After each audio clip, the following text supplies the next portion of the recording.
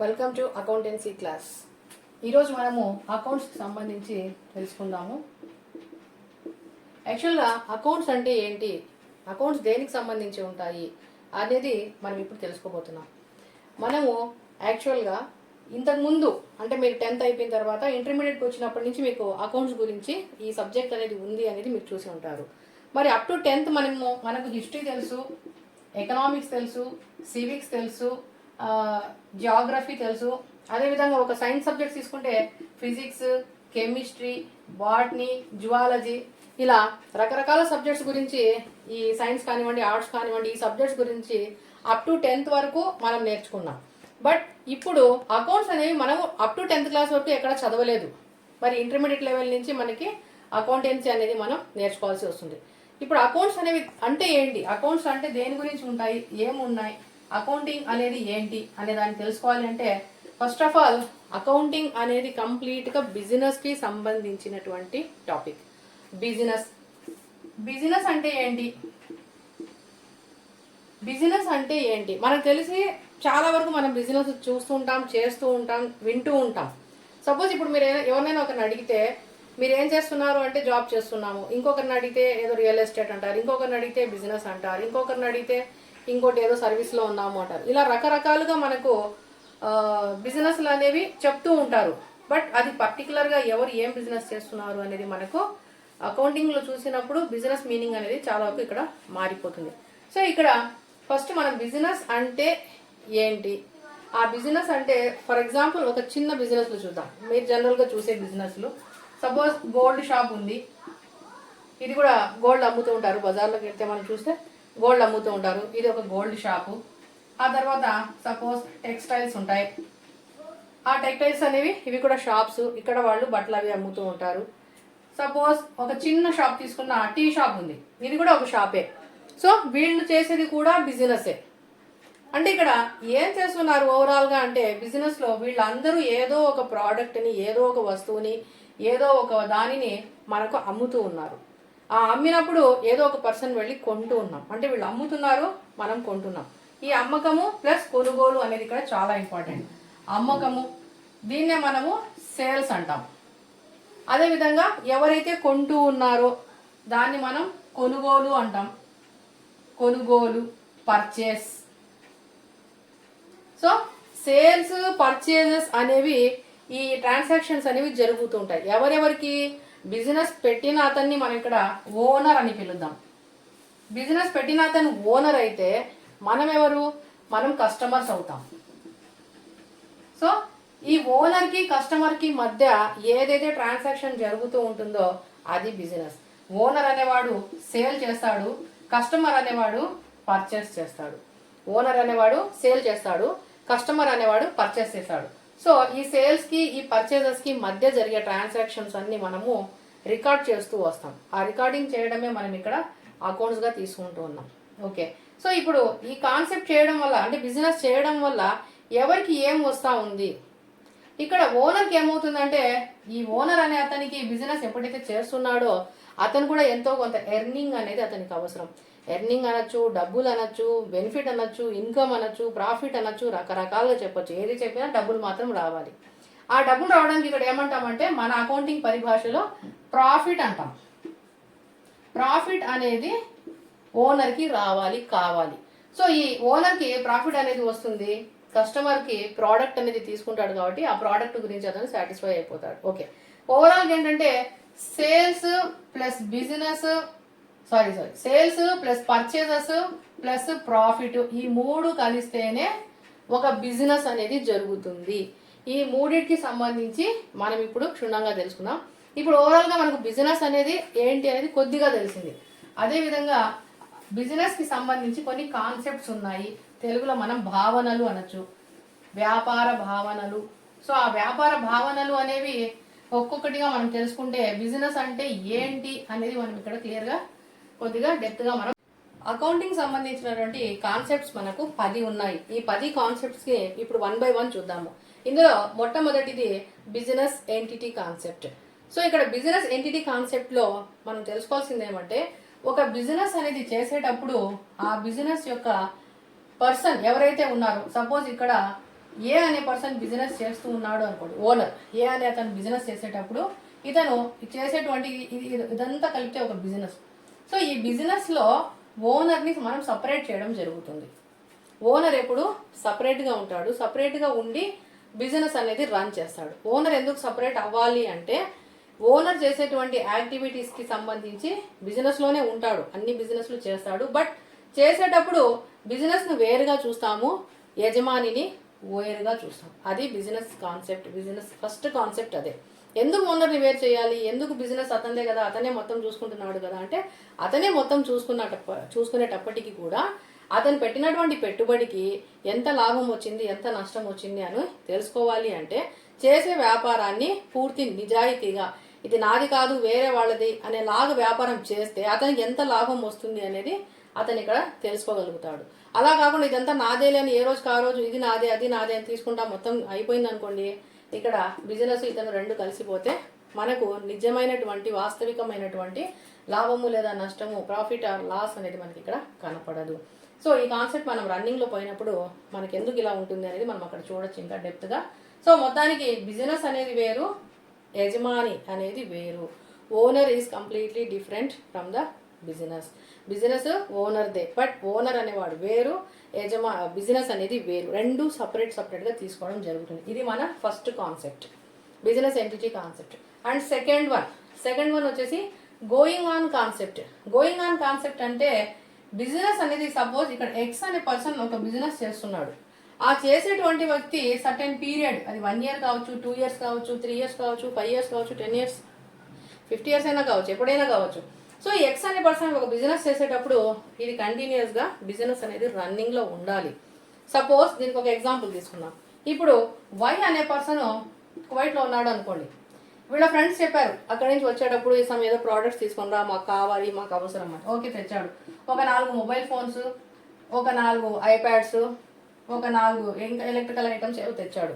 So ఇతను తెచ్చాడు, plus వీళ్ళ ఫ్రెండ్స్ అందరికి ఇచ్చాడు. ఆ ఇచ్చేటప్పుడు అతను కూడా కొద్దిగా మార్జిన్ పెట్టుకొని అమ్మేశాడు, వీళ్ళంతా కొనుక్కున్నారు. ఇప్పుడు ఇతను అమ్మాడు, సేల్స్ చేశాడు, వీళ్ళంతా కొన్నారు, పర్చేస్ చేశారు. ఈ సేల్స్ ఈ పర్చేస్ చేసినప్పుడు వై అనే పర్సన్కి ప్రాఫిట్ కూడా వచ్చింది. అయితే దీన్ని మనం బిజినెస్ అనొచ్చా? దీన్ని మనం బిజినెస్ అనలేము. దాన్నే ఇక్కడ చెప్తున్నాం. ఏంటి బిజినెస్ అనేది గోయింగ్ ఆన్ కాన్సెప్ట్. ఇది వ్యాపారం అనేది కొంతకాలమైనా నిరంతరంగా కొనసాగాలి. సపోజ్ ఒకవేళ ఇదే వై అనే person every 2 months every 1 month ఇదే వర్క్ చేశాడు అనుకోండి, అప్పుడు దాన్ని బిజినెస్ అనొచ్చు. ఏదో వెళ్ళాడు, ఫ్రెండ్లీగా తెచ్చాడు, ఇచ్చేసాడు, అడిగి క్లోజ్, అతను మళ్ళీ వెళ్ళలేదు, తేలేదు, ఇవ్వలేదు, అయిపోయింది అడిగంటే అప్పుడు దాన్ని మనం బిజినెస్ అనడానికి లేదు. ఒక బిజినెస్ అన్నప్పుడు కొంతకాలమైనా అది రన్నింగ్లో అనేది ఉండాలి.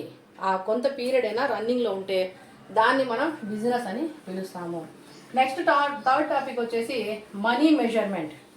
మనీ మెజర్మెంట్ అంటే మనం అకౌంట్స్ రాసుకునేటప్పుడు పేరులోనే ఉంది మనీ మెజర్మెంట్. మనీ మీన్స్ డబ్బులతోనే ప్రతిదాన్ని కొలవాలి. డబ్బులు లేకుండా మనం దేనైనా కొలవచ్చా? కొలవలేం. ఒక మొబైల్ కొనుక్కోవాలి 10,000 లేదా 20,000 కాస్ట్ చెప్తారు. ఒక పెన్ను కొనాలి 30 రూపాయలు 40 రూపాయలు కాస్ట్ చెప్తారు. లేదు మీరు ఇంకేదైనా ప్రోడక్ట్, ఈవెన్ మనము ఏదైనా ఒక చిన్న స్మాల్ ప్రోడక్ట్ మార్కెట్లో కొన్నా కూడా ప్రతి దానికి మనీ అనేది ఇచ్చి మనం తీసుకుంటాం, అంతేగాని మనం ఫ్రీగా తీసుకోలేం. సో మీరు ఆల్రెడీ 10th ఎకనామిక్స్లో చదివింటారు, బార్టర్ సిస్టమ్ అనేది ఉన్నింది. ఒక వస్తువు ఇస్తే ఇంకో వస్తువు తీసుకోవడము అనేది ఉన్నింది. సో అలా బార్టర్ సిస్టమ్ ఉన్నప్పుడు వస్తువుకి వస్తువు మార్పిడి జరిగేది. బట్ ఇప్పుడు అకౌంటింగ్కి మనకు మనీ మెజర్మెంట్ ఎప్పుడైతే వచ్చిందో, ప్రతి వస్తువుకి విలువ కట్టడము, దానికి డబ్బులు పే చేయడం ఎప్పుడైతే మనకు జరిగిందో అప్పటి నుండి ప్రతి వస్తువుని, ప్రతి ట్రాన్సాక్షన్కి అమౌంట్ అనేది క్యాల్కులేట్ చేసుకోవాలి.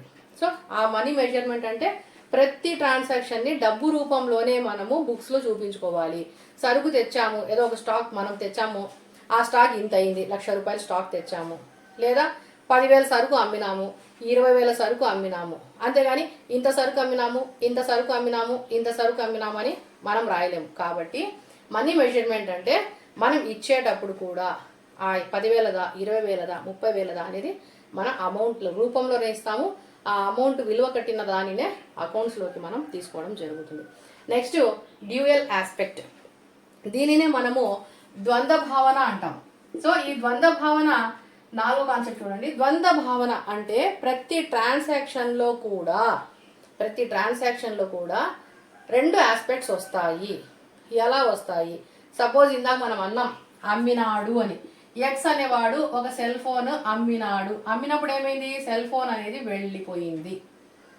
సపోజ్ వై అనేవాడు కొన్నాడు. ఎలా కొంటాడు? డబ్బులు ఇచ్చి కొనాలి.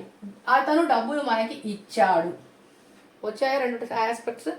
ఒకటి సెల్ అనేది బయటికి వెళ్తా ఉంది, రెండోది వై అనే అతను డబ్బులు ఇచ్చాడు కాబట్టి డబ్బులు వస్తూ ఉన్నాయి, సెల్ పోతా ఉంది. ఇదే విధంగా బిజినెస్లో ప్రతి ట్రాన్సాక్షన్లో కూడా టూ ఆస్పెక్ట్స్ అనేవి ఉంటాయి.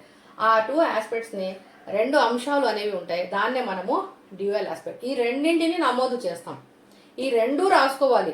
సపోజ్ మీరు ఇది రాయలేదు అనుకోండి, సెల్ ఇచ్చాం, ఎవరికి ఇచ్చారు, ఎవరికి అమ్మినారు తెలీదు. సో సపోజ్ ఇది మనం సెల్ ఇవ్వలేదు అనుకోండి, వై డబ్బులు ఇచ్చాడు అని రాసుకుంటాం. సరే వై డబ్బులు ఇచ్చాడు, ఎందుకు ఇచ్చాడు? సపోజ్ మీరే ఒక సెల్ షాప్ పెట్టుకున్నారు, రకరకాల సెల్ అమ్ముతాంటారు. సపోజ్ వివో ఉంటుంది, శాంసంగ్ ఉంది, లేదా రెడ్మీ ఉంది, రకరకాల ఫోన్స్ ఏదో ఉన్నాయి. ఏదో ఒక సెల్ అమ్మినారు. సపోజ్ ఇక్కడ శాంసంగ్ ఇచ్చారు, వైకి శాంసంగ్ ఇచ్చారనే రాసుకుంటాం. అలా కాకుండా ఇక్కడ మనం జస్ట్ వై ఈ సెల్ అనేది మనం నోట్ చేయము, సెల్ అనేది నోట్ చేయము, ఓన్లీ వై డబ్బులు ఇచ్చాడు అని రాసుకుంటాం. ఇచ్చాడు ఎందుకు? సెల్కి ఇచ్చాడు. ఏ సెల్కి ఇచ్చాడు? శాంసంగా, వివోనా, రెడ్మీనా, ఇంకోటో ఉంటాయి కదా. కాబట్టి ఆ విధంగా ఏమవుతుంది, మనం ఏది ఇచ్చినా అది మన నుంచి ఏదైతే పోతుందో, ఒకటి వెళ్ళే వస్తువు ఉంటుంది, రెండోది వచ్చేది ఉంటుంది. ఈ రెండింటిని మనం నోట్ చేసేదాన్నే డ్యూయల్ ఆస్పెక్ట్ అంటాం. ఒకరిని నోట్ చేసి ఒకరిని వదిలేసేదానికి లేదు. తర్వాత విలువ. విలువ అంటే కూడా ఆల్మోస్ట్ మనము ఇందాక చెప్పుకున్నట్టు మనీ మెజర్మెంట్ లాగే ఉంటుంది. ఇక్కడ ప్రతిదానికి విలువ అనేది కట్టాలి. ఆ విలువ అనేది సరైన విలువగా ఉండాలి. విలువ అనేది సరైన విలువగా ఉండాలి. సపోజ్ ఒక ఏదైనా ఒక ప్రోడక్ట్ కాస్ట్ 10,000 అనుకోండి, దాన్ని మనం 10,000గానే రాయాలి, కానీ దాన్ని ఒక 12,000 గానో లేదా ఒక 8,000 గానో మనం రాసుకోవడానికి లేదు. ఎందుకు? సరైన విలువ అనేది మనం ఇక్కడ రాయాల్సి ఉంటుంది. ఎక్కువ రాసేదానికి లేదు, తక్కువ రాసేదానికి లేదు. ప్రతిదానికి విలువ అనేది ఆపాదించాలి. ప్రతిదానికి విలువ అనేది ఉంటుంది, కాస్ట్ అనేది ఉంటుంది. ఆ కాస్ట్ని మనం ఖచ్చితంగా మనం దాన్ని మెజర్మెంట్లో ఇచ్చి తీసుకోవాల్సి ఉంటుంది. నెక్స్ట్ 6th పాయింట్ చూడండి, accounting period. So accounting period అంటే మనకు సాధారణంగా మనము స్కూల్స్కి వెళ్తాం. స్కూల్కి వెళ్ళినప్పుడు ఎప్పుడు మనకు స్కూల్స్ రీఓపెన్ అవుతాయి? జూన్లో రీఓపెన్ అవుతాయి. మళ్ళీ మార్చ్లో, ఏప్రిల్లో మనకి ఎగ్జామ్స్ అయిపోతాయి. మార్చి లేదా ఏప్రిల్లో ఎగ్జామ్స్ అయిపోతాయి. తిరిగి మనకు మేలో హాలిడేస్ వస్తాయి. తిరిగి మళ్ళీ మనకి జూన్లో స్కూల్ అనేది రీఓపెన్ అవుతుంది. సో ఇక్కడ మనం అకాడమిక్ ఇయర్ చూసినట్లయితే జూన్లో స్టార్ట్ అవుతుంది, ఇక్కడ మేలో హాలిడేస్ వస్తాయి, మళ్ళీ జూన్లో స్కూల్స్ స్టార్ట్ అవుతాయి. ఇది ఒక అకాడమిక్ ఇయర్ ప్రాసెస్. అదేవిధంగా మనం న్యూ ఇయర్ ఎప్పుడు చేసుకుంటాం? January 1st. మనం న్యూ ఇయర్ ఎప్పుడు చేసుకుంటాం? January 1st. January 1st అంటే ఎండింగ్ ఎప్పుడు? December 31st అనేది ఎండింగ్. ఇది అకాడమిక్ ఇయర్, ఇది క్యాలెండర్ ఇయర్. ఇది అకాడమిక్ ఇయర్, ఇది క్యాలెండర్ ఇయర్. మరి అకౌంటింగ్ ఇయర్ ఎప్పుడు? సో అకౌంటింగ్ ఇయర్ని మనం ఎప్పుడు ఫాలో అవుతున్నాము అంటే జనరల్గా ఏప్రిల్ 1ని మనం అకౌంటింగ్ ఇయర్గా తీసుకున్నాము. ఏప్రిల్ 1వ తేదీ నుండి మార్చ్ 31, ఏప్రిల్ 1 నుంచి మార్చ్ 31వ తేదీకి మనం ఇక్కడ అకౌంటింగ్ ఇయర్గా తీసుకోవడం జరుగుతుంది. 99% అన్ని బిజినెస్లు అందరూ ఈ అకౌంటింగ్ ఇయర్నే ఫాలో అవుతారు. సో ఏప్రిల్ 1లో స్టార్ట్ అవుతుంది, మార్చ్ 31. బిజినెసే కాదు, ఇంకొకరు కూడా ఫాలో అవుతారు. ఎవరు చెప్పగలుగుతారా? బిజినెసే కాకుండా ఇంకొకరు ఎవరు ఫాలో అవుతారు అకౌంటింగ్ ఇయర్?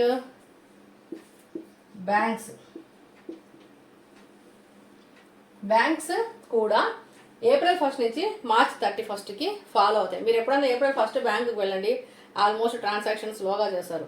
31 వెళ్ళినా కూడా అదే సిచ్యువేషన్ ఉంటుంది, బిజీగా ఉంటారు. ఎందుకంటే ఇది మార్చ్ 31 అకౌంట్ క్లోజ్ అయిపోతాయి, తిరిగి ఏప్రిల్ 1కి అకౌంట్స్ అనేవి స్టార్ట్ చేస్తారు. సో అకౌంటింగ్ పీరియడ్ అనేది ఇది 99% తీసుకునేది, ఒక విధంగా చెప్తే 100% అనే చెప్పాలి. సో అకౌంటింగ్ పీరియడ్ని మనం కాబట్టి మార్చుకోవచ్చు, అదే పెట్టుకోవాలంటే అదేం లేదు, మనమైనా మార్చుకోవచ్చు. బట్ అందరూ ఫాలో అదే అవుతున్నారు. ఇకపోతే అకౌంటింగ్ పీరియడ్ని ఖచ్చితంగా మనము ఏదైతే ఫాలో అవుతామో అది ఒకేలాగా ఉండాలి. ఈ సంవత్సరము మనం జూన్లో బిజినెస్ స్టార్ట్ చేస్తాము, ఆ జూన్ 1 నుంచి నెక్స్ట్ జూలై మే 31కి క్లోజ్ అని ఒక సంవత్సరము, ఇది ఫస్ట్ ఇయర్లో. మళ్ళీ సెకండ్ ఇయర్కి వచ్చేటప్పుడు లేదు మేము జనవరి 1కు అకౌంటింగ్ ఇయర్ పెట్టుకొని డిసెంబర్ 31కి క్లోజ్ చేసుకుంటాం. ఓకే, థర్డ్ ఇయర్కి వచ్చేటప్పటికి మళ్ళీ లేదు మేము ఏప్రిల్ 1కి వచ్చి మళ్ళీ మార్చ్ 31కి క్లోజ్ చేసుకుంటాం. ఇలా ప్రాసెస్ అనేది ఉండదు, ఏదో ఒకటి ఫాలో అవ్వాలి. అందులో ఎక్కువగా ఫాలో అయ్యేది ఏంటంటే ఏప్రిల్ 1 నుంచి మార్చ్ 31 అనేది క్లోజ్ అవుతుంది. This is accounting period and matching. Next point,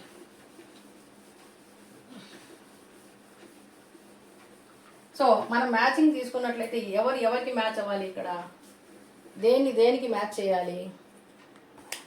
so matching అనేది ఏంటంటే ఇక్కడ సపోజ్ మనం 1 lakh రూపీస్ ఇక్కడ మనం క్యాపిటల్గా పెట్టాం, అంటే పెట్టుబడి పెట్టాం లేదా ఇన్వెస్ట్మెంట్ అనొచ్చు. ఇప్పటికి మనం ఏదో మనకు పర్టికులర్గా దాన్ని ఏమని పిలవాలో తెలియదు కాబట్టి డబ్బులు పెట్టామని అనుకుందాం. సో ఇక్కడ మనం 1 lakh రూపీ డబ్బులు పెట్టిన తర్వాత దీనికి సంబంధించిన ట్రాన్సాక్షన్ మనం ఎంతవరకు చూపించాలి, ఖచ్చితంగా 1 lakh వరకు ఉండాలి. 1 lakh వస్తే వాళ్ళ ప్రాఫిట్ ఎక్కడ పోతుంది అంటారా, ప్రాఫిట్ కూడా ఉంటుంది. సపోజ్ 1 lakh పెడితే దాని మీద ఒక 10,000 20,000 ఎంతో మనం ప్రాఫిట్ తెచ్చుకుంటే ప్రాఫిట్ని వేరుగా చూపించుకుంటాం. బట్ ఇక్కడ చెప్పేది ఏంటంటే మనం ఎంతైతే ఇన్వెస్ట్ చేస్తామో మనం చేసే బిజినెస్కి ఈక్వల్గా ఉండాలి. మనం పెట్టే బిజినెస్కి సపోజ్ 1 lakh రూపీస్ మనం పెట్టుబడి పెట్టేసి 10 లక్షలు చూపించగలమా? 10 లక్షలు చూపించగలమా? 1 lakh బిజినెస్తో స్టార్ట్ చేసి 10 లక్షలు చూపించేస్తామా బిజినెస్ని? చూపించాలి అంటే మనం అప్పులు చేయాలి 9 లక్షలు. 9 లక్షలు అప్పులు చేసేది వ్యాపారం అనిపించుకోదు, అక్కడ నష్టం వస్తుంది మనకి.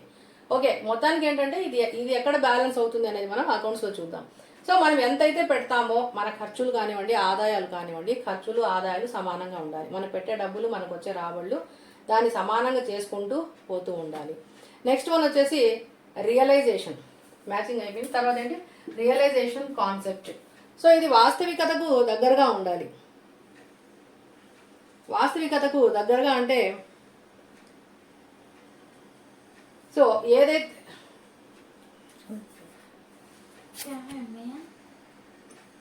రియలైజేషన్. నెక్స్ట్ టాపిక్ ఏంటంటే రియలైజేషన్. ఒక బిజినెస్ని మనం చేసేటప్పుడు ఆ బిజినెస్లో మనం ఎంతో కొంత నమ్మకంగా అనేది వ్యాపారం చేయాలి, నమ్మకమైన వ్యాపారమే చేయాలి. ఉదాహరణకు మనం ఏదైనా ఒక వస్తువు అమ్మి ఉంటాం, గోల్డ్ తీసుకుందాం. సపోజ్ గోల్డ్ తీసుకునేటప్పుడు ఏ రోజుకు ఆ రోజుకు ఆ రేటుకి అమ్ముతూ ఉంటారు మార్కెట్లో గోల్డ్. సో ఇప్పుడు గోల్డ్ తీసుకునేటప్పుడు కస్టమర్ ఈ రోజు రేట్ ప్రకారం సపోజ్ 1,50,000 ఉంది అనుకుందాం. ఈ 1,50,000 ఉంది కాబట్టి అతను ఈ రోజు 1,50,000 కట్టేసి మనకి అయ్యా మాకు ఇన్ని గ్రామ్స్ కావాలి అని డబ్బులు ఇచ్చేసాడు, వెళ్ళిపోయాడు. ఏదో డిజైన్ నచ్చలేదు, రేపు డెలివరీ ఇస్తాము అన్నాం. అనుకోకుండా సపోజ్ రేపు గోల్డ్ రేట్ 2 lakhs అయిపోయింది అనుకోండి, అప్పుడు మీరు ఏ రేట్కి ఇవ్వాలి? 1,50,000కే ఇవ్వాలి. ఎందుకు? వీళ్ళు బిజినెస్ చేసిన రోజు మనం ఏదైతే కమిట్మెంట్ అయ్యామో ఆ బిజినెస్కి ఆ అమౌంట్తోనే మనం ఇక్కడ డెలివరీ చేయాల్సి ఉంటుంది. సపోజ్ వీళ్ళు 1,50,000 ఈ రోజు ఇచ్చారు, ఇచ్చిన తర్వాత 1 month తర్వాత డెలివరీ తీసుకున్నారు, ఆ 1 month తర్వాత కూడా 2 lakhs ఉందనుకోండి, అయినప్పటికీ మనం 1,50,000కే ఇస్తాం. ఎందుకంటే మనం ఇచ్చిన కమిట్మెంట్ ఇంతే. సపోజ్ తగ్గింది అంటే సపోజ్ 1 lakh అయ్యింది అనుకోండి, అప్పుడు కూడా మనం 1,50,000కే ఇవ్వాలి. ఎందుకు? మనం ఈ రోజు ఏదైతే కమిట్మెంట్ ఇచ్చామో ఈ రోజు మనం బిజినెస్ ఏ విధంగా చేయాలి అనుకున్నామో అదే ఇక్కడ ఏదైతే ఫిక్స్ అవుతుందో ఒకసారి అదే ఉండాలి. మార్కెట్లో ఎప్పుడు ఫ్లోటింగ్స్ అనేవి ఎక్కువగా ఉంటాయి. ఒక్కొక్క రోజు మార్కెట్ పెరుగుతుంది, ఒక్కొక్క రోజు మార్కెట్ తగ్గుతుంది. అలాగని మనం ఈ రోజు ఒక రేట్ చెప్పి రేపు ఒక రేట్ చెప్పి మన్నాడు ఒక రేట్ చెప్పి బిజినెస్ చేయడానికి లేదు. కాబట్టి కస్టమర్తో మనం ఫస్ట్ ఏ విధంగా అయితే కమిట్మెంట్ అవుతామో అదే విధంగా ఒకసారి అయ్యేటువంటి అగ్రిమెంట్స్ని మనం ఫాలో కావాల్సి ఉంటుంది. That is realisation. Next objective evidence. Business చేసేటప్పుడు మనకు ఎవిడెన్స్ అనేది చాలా ఇంపార్టెంట్. బిజినెస్లో ఏం ఎవిడెన్స్లు ఉంటాయి అంటే చాలా ఉంటాయి. అవి ఎలా ఉంటాయి మనం ఒకసారి చూద్దాం ఇక్కడ. సో బిజినెస్లో కూడా ఎవిడెన్స్లు ఉంటాయా? ఉన్నాయి. సపోజ్ మనం డీమార్ట్కి వెళ్ళామనుకోండి, అందరూ వెళ్ళే ఉంటారు ఒకసారైనా. డీమార్ట్ది రిలయన్స్ మార్ట్ ఏదో ఒక మాల్ అనుకోండి, లేదా ఎక్స్ట్రా మార్ట్ ఏదో ఒక మార్ట్ ఉంటుంది, వెళ్ళే ఉంటారు. వెళ్ళిన తర్వాత మీరు అక్కడ ఏదో సమ్ స్టాక్ ఏదో పర్చేస్ చేస్తారు, రకరకాలు అన్నీ పర్చేస్ చేసేసిన తర్వాత బిల్లు కట్టాలి. మనం కట్టాల్సిందే కదా, బిల్లు కట్టాలి. సో బిల్లు కట్టినప్పుడు వాళ్ళు మనకు ఒక పెద్ద రిసిప్ట్ ఇస్తారు, లాంగ్ రిసిప్ట్, ఒక పెద్ద బిల్ ఇచ్చేస్తారు, మనం ఎంత కొనింటే అంత. అది ఎవిడెన్స్, ఇది evidence. So bills, vouchers, bonds, bills, vouchers, bonds, bank statements, ప్రతిదానికి ఒక ఎవిడెన్స్ అనేది ఖచ్చితంగా బిజినెస్లో ఉంటుంది. మీరు గోల్డ్ షాప్కి పోయి పర్చేస్ చేస్తే కూడా మీకు గోల్డ్ రిసిప్ట్ ఇస్తారు. కానీ చిన్న చిన్న షాప్స్లో ఇవ్వరు. కొంచెం పెద్ద షాప్ వెళ్ళారనుకోండి, ఏ జిఆర్టీకో లేదా ఇంకోటో వెళ్ళారనుకోండి, అక్కడ వాళ్ళు ఖచ్చితంగా ఏం చేస్తారు, మేము పర్చేస్ చేసాం పలానా డేట్లో పలానా ప్రోడక్ట్ పలానా గ్రామ్స్ ఇచ్చేస్తారు. బట్టల షాప్కి వెళ్తే అక్కడ ఇస్తారు. సో అట్లా మ్యాక్సిమం ఏంటంటే ఆ ఇచ్చే రిసిప్ట్స్ మనం తీసి పెట్టుకోవచ్చు. ఈవెన్ మనం హోటల్లో టిఫిన్ చేసినప్పుడు చిన్న రిసిప్ట్ ఇస్తారు వాళ్ళు మనకి. ఆ చిన్న రిసిప్ట్ కూడా ఎవిడెన్సే. కాబట్టి ప్రతి బిజినెస్ ఏంటంటే ఆబ్జెక్టివ్ ఎవిడెన్స్ అనేది మనకి అవసరము. అంటే ఒక ఫిజికల్గా ఒక పేపర్ లాంటిదే. ఆ పేపర్స్ ఏంటి, vouchers, bills, bonds, bank statements, ఇట్లా రకరకాలుగా ఉంటాయి. అవి మనకి ఇక్కడ అవసరం అవుతాయి. నెక్స్ట్ వచ్చేసి అక్యూరల్ కాన్సెప్ట్. ఇక్కడ అక్యూరల్ కాన్సెప్ట్ అంటే మనకు రావాల్సింది, ఇవ్వాల్సినవి. అంటే మనకు సపోజ్ ఈరోజు మనం బిజినెస్ చేస్తూ ఉన్నాము. సపోజ్ ఒక బిజినెస్ చేస్తున్నాం. ఈ బిజినెస్ చేసేటప్పుడు ఎక్స్ అనే అతను బిజినెస్ చేస్తూ ఉన్నాడు. ఇతని ఫ్రెండ్స్ ఉన్నారు అనుకోండి, తెలిసిన వాళ్ళు ఎవరో ఒకరు ఉంటారు. సో ఏ అనే అతను వచ్చి నేను ఈరోజు డబ్బులు ఇవ్వలేను, నెక్స్ట్ మంత్ ఇస్తా, లేదా ఇంకో నెక్స్ట్ మంత్ ఇస్తా, అర్జెంట్ ఏదో ఇంట్లో పెళ్ళో ఫంక్షన్ ఏదో ఉన్నాయని చెప్పి ఇతని దగ్గర నుంచి ఇతను అప్పుగా తీసుకొని వెళ్ళిపోతాడు కొన్ని వస్తువులు. తప్పదు, బిజినెస్ అన్నాక ఇవ్వాల్సే వస్తుంది. సో ఇచ్చాడు, అప్పుగానే ఏదో ఇచ్చాడు. సో అప్పుడు ఇతని దగ్గర నుంచి ఇతనికి ఏమవుతుంది, రావాల్సిన అమౌంట్ ఉంది. ఏ నుంచి ఎక్స్కి రావాల్సిన అమౌంట్ ఉంది. అదేవిధంగా ఎక్స్ అనేవాడు ఒక చిన్న బిజినెస్ మ్యాన్. వీడికంటే ఒక పెద్ద బల్క్ బిజినెస్ మ్యాన్ ఉన్నాడు, ఇతను పి అనుకోండి. ఈ బల్క్ బిజినెస్ మ్యాన్కి ఇతను కూడా అప్పు తెచ్చుకుంటాడు. అయ్యా నాకు కొంచెం స్టాక్ ఇవ్వు, ప్రస్తుతానికి డబ్బులు నేను నెక్స్ట్ మంత్ నేను ఇస్తానని చెప్పి ఈ పెద్ద బల్క్ బిజినెస్ మ్యాన్ దగ్గర లేదా హోల్సేలర్ దగ్గర ఈ ఎక్స్ అనేవాడు తెచ్చుకుంటాడు. ఇప్పుడు ఎక్స్ అనేవాడు ఎవరికి ఇవ్వాలి, ఇతనికి ఇవ్వాలి. అంటే ఒక బిజినెస్ మ్యాన్కి ఇతనికి ఇప్పుడు సిచ్యువేషన్ ఏంటి, ఇతనికి రావాల్సినవి ఉన్నాయి, ఇతను కూడా ఇవ్వాల్సినవి కూడా ఉన్నాయి. అంటే రావాల్సినవి చూసుకోవాలి, ఇవ్వాల్సినవి కూడా చూసుకోవాలి, రెండూ ఉంటాయి. ఇతనికి ఇవ్వాలి, ఇతనికి ఇవ్వాలి. సో దీనిని మనం అక్యూరల్ కాన్సెప్ట్ అని అంటాం. రావాల్సినవి, ఇవ్వవలసినవి, ముందుగా వచ్చినవి, ఇంకా చెల్లించాల్సినవి, ఇలా రకరకాలవన్నీ ఉంటాయి. సో అవన్నీ కూడా మనం బిజినెస్లో కన్సిడర్ చేయాలి. ఏ ఇవ్వాలి కదా వదిలేస్తామా, ఏ ఇవ్వాలి మళ్ళీ ఇస్తాడన్నాడులే వదిలేస్తామా, లేదు. అదేవిధంగా మనం పి అనే వ్యక్తికి ఇవ్వాలి, మళ్ళీ ఇద్దాంలే, తప్ప ఎప్పుడో ఒకసారి చూద్దాంలే అంటే పి గమ్మున ఉంటాడా, లేదు, పికి కూడా మనం ఇవ్వాల్సిందే. సో ఆ విధంగా మనం ఇవ్వాల్సినవి ఉన్నాయి, మనకు రావాల్సినవి ఉంటాయి, ఇంకా మనం చెల్లించాల్సినవి రకరకాలుగా ఉంటాయి. అవన్నీ కూడా మనం చూసుకోవాల్సి ఉంటుంది. నెక్స్ట్ వచ్చేసి కన్సిస్టెన్సీ. సాంప్రదాయాలు, అకౌంటింగ్ సాంప్రదాయాలు అంటారు కదా, ఆ అకౌంటింగ్ సాంప్రదాయాల్లో conventions of accounting conventions. So consistency అంటే కన్సిస్టెన్సీ, డిస్క్లోజర్, మెటీరియాలిటీ, కన్జర్వేషన్. ఈ 4 సాంప్రదాయాలు ఇక్కడ పాటించాలి. సో ఈ పాటించేటప్పుడు కన్సిస్టెన్సీ అంటే ఏంటంటే, సాధారణంగా మనం పాటించే పద్ధతులు ఒక సబ్జెక్ట్లో కానివ్వండి, ఏదైనా ఒక ప్రాబ్లంలో కానివ్వండి. ఇప్పుడు సపోజ్ ఒక మ్యాథ్స్ ప్రాబ్లమే అనుకోండి, చిన్నప్పుడు చదివింటాం. a + b హోల్ స్క్వేర్ అంటే ఫార్ములా ఏంటి, a² + b² + 2ab. మ్యాథ్స్ వేరు, అకౌంట్స్ వేరు. ఇక్కడ ప్రిన్సిపల్స్ వచ్చాయన్నారు, ఇవన్నీ ఇక్కడ ఏం రావు, జస్ట్ ఎగ్జాంపుల్ మాత్రం తీసుకుంటున్నాం మనము. ఇప్పుడు ఇక్కడ ఇది just example. a + b whole square అంటే a² + b² + 2ab. నా చిన్నప్పుడు ఇదే, మీ చిన్నప్పుడు ఇదే, మన టీచర్ టీచ్ చేసినప్పుడు చిన్నప్పుడు అదే, వాళ్ళ టీచర్ వాళ్ళకి టీచ్ చేసినప్పుడు అదే ఉంది. ఎందుకు మారలేదు, మారచ్చు కదా. ఇక్కడ a + b, a² b² లేదా ఇంకోటి ఇక్కడ 2ab 2ab ఇంకోటి ఏదో రావచ్చు కదా, రాలా. ఎందుకు రాదు, ఇది ఇంత ఫిక్స్డ్. అదేవిధంగా అకౌంట్స్లో కూడా మనకు కొన్ని ప్రొసీజర్స్ ఉన్నాయి. వాటిని మనం అదే విధంగా ఫాలో అవ్వాలి, మార్చి ఫాలో అవ్వడానికి లేదు. సో దానిని మనం కన్వెన్షన్ ఆఫ్ కన్సిస్టెన్సీ అని పిలుస్తాం. అకౌంటింగ్ కన్సిస్టెన్సీ అంటే ఇక్కడ మనం ఏదైతే ఇది ప్రిన్సిపల్ ఎలా అయితే స్టాండర్డ్గా ఉండిపోయిందో, ఆ విధంగా మనం అకౌంట్స్ చేసేటప్పుడు కూడా స్టాండర్డ్గా ఒక ఫార్ములా అనేది మనకి ఉంటాయి, ప్రిన్సిపల్స్ అనేవి ఉంటాయి, రూల్స్ అనేవి ఉంటాయి. సో అవి మనము యాజ్ ఇట్ ఈస్గా ఫాలో కావాల్సి ఉంటుంది. నెక్స్ట్ వచ్చేసి డిస్క్లోజర్ అంటే ఇక్కడ అకౌంట్స్కి సంబంధించి ఏ అంశం అయినా కూడా దాచిపెట్టకూడదు. ప్రతి అంశాన్ని, బిజినెస్కి సంబంధించిన ప్రతి అంశాన్ని మనం లెక్కలోకి తీసుకోవాలి. బిజినెస్కి సంబంధించి ఏ కాన్సెప్ట్ ఉన్నా, సపోజ్ డబ్బులు రావాల్సి ఉంది, రేపు వస్తాయి డబ్బులు, ఈ రోజుకి అకౌంట్స్ క్లోజ్ చేస్తున్నాం. సపోజ్ ఇప్పుడు మనం March 31కి అకౌంట్స్ క్లోజ్ అనుకున్నాము, March 31కి అకౌంట్స్ క్లోజ్ అవుతుంది. వేరే వాడు మనకు April 1వ తేదీ జీతం డబ్బులు వస్తాయి, డబ్బులు వచ్చినాక నేను ఇస్తాలే అన్నాడు, 10,000 వస్తాయి అనుకోండి సపోజ్. ఓకే, అప్పుడు ఇది మార్చి 31 తీసుకోవాలా తీసుకోకూడదా? ఖచ్చితంగా తీసుకోవాలి. ఎందుకు రావాలి, మనకు రావాల్సి ఉంది అనేది మనం ఇక్కడ చూపించుకోవాల్సిందే. సో అకౌంట్స్కి సంబంధించి ఈ 10,000 మనం పక్కన పెడదాంలే, నెక్స్ట్ ఇయర్ చూసుకుందాంలే అనడానికి లేదు. ఖచ్చితంగా ఏదైతే అమౌంట్స్ మనకు రిలేటెడ్గా ఉంటాయో ఆ ప్రతి అంశాన్ని డబ్బులకు సంబంధించి, అది లాభం కావచ్చు, నష్టం కావచ్చు, రావాల్సింది కావచ్చు, ఇవ్వాల్సింది కావచ్చు, ఏదైనా సరే ఆ ప్రతి అంశాన్ని కూడా మనం ఇక్కడ లెక్కలోకి తీసుకోవాలి. డిస్క్లోజర్. నెక్స్ట్ వన్ వచ్చేసి మెటీరియాలిటీ. మెటీరియాలిటీ అంటే బిజినెస్కి సంబంధించినటువంటి అంశాలు మాత్రమే ఇక్కడ మనం అకౌంట్స్లోకి తీసుకోవాలి. వేరే వ్యక్తిగత విషయాలు ఓనర్కి సంబంధించి కానీ ఇంకోటో ఏది ఉన్నా కూడా అవన్నీ మనం ఇక్కడ లెక్కలోకి తీసుకోము. ఓన్లీ బిజినెస్కి ఏదైతే రిలేటెడ్గా ఉంటుందో ఆ బిజినెస్కి సంబంధించిన అంశాలు మాత్రమే ఇక్కడ మనం తీసుకోవాల్సి ఉంటుంది. Next conservation. సో మనం కన్జర్వేషన్ అంటే ఇక్కడ